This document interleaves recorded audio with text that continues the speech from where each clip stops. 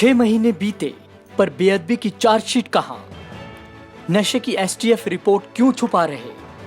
समझौते रद्द किए बिना सस्ती बिजली कैसे मिलेगी? क्या सस्ता पेट्रोल डीजल 5 साल तक दे सकेंगे?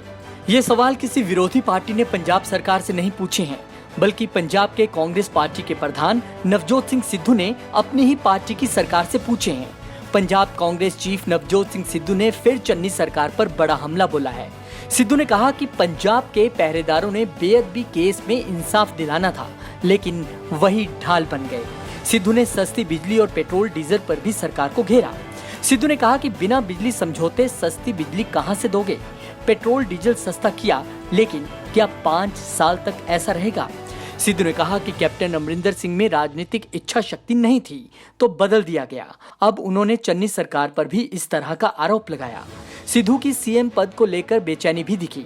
उन्होंने कहा कि कांग्रेस का पंजाब का प्रधान हूं, लेकिन मेरे पास कोई एग्जीक्यूटिव पावर नहीं है। सिद्धू ने यह भी कहा कि चरणजीत चन्नी को मैंने नहीं, कांग्रेस हाईकमान ने सीएम बनाया है।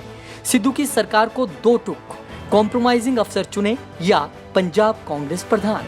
सिद्धू ने डीजीपी और एडवोकेट जनरल की नियुक्ति को लेकर अब सरकार को 2 टुक बात कहती है। सिद्धू ने कहा कि सरकार कॉम्प्रोमाइजिंग अफसर चुने या फिर पंजाब कांग्रेस का प्रधान चुन ले। इससे सरकार के प्रति सिद्धू की नाराजगी और बढ़ने के संकेत मिल रहे हैं।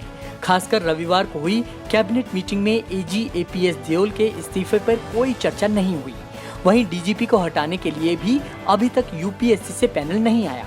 सिद्धू ने कुछ दिन पहले ही प्रधान पद से इस्तीफा वापस लिया था। पंजाब भवन में नवजोत सिद्धू ने कहा कि 9 अप्रैल 2021 को हाई कोर्ट ने दूसरी एसआईटी की जांच रद्द की थी।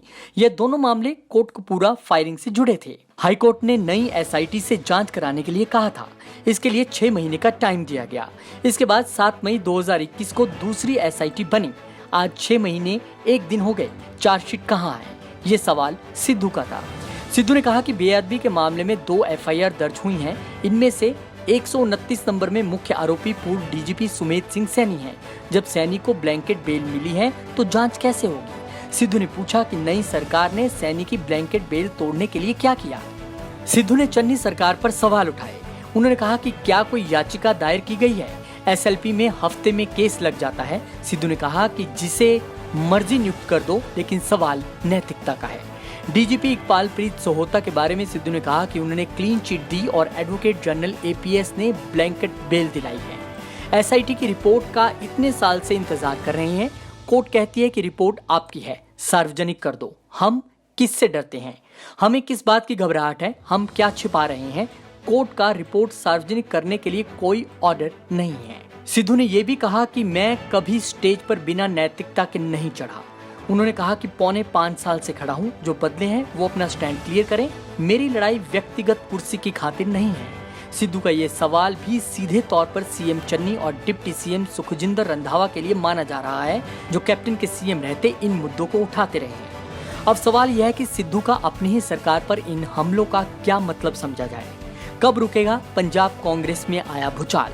क्या इस बार फिर हाईकमान को देना होगा दखल? कई सवाल है। हर बार जब लगता है कि पंजाब कांग्रेस में अब सब ठीक है, उसी समय नवजोत सिंह सिद्धू कोई नया तीर चला देते हैं। अब देखना होगा कि जिन पर सिद्धू ने ये तीर चलाए हैं वो इसका क्या जवाब देते हैं। ब्यूरो रिपोर्ट, शिवालिक पत्रिका टीवी।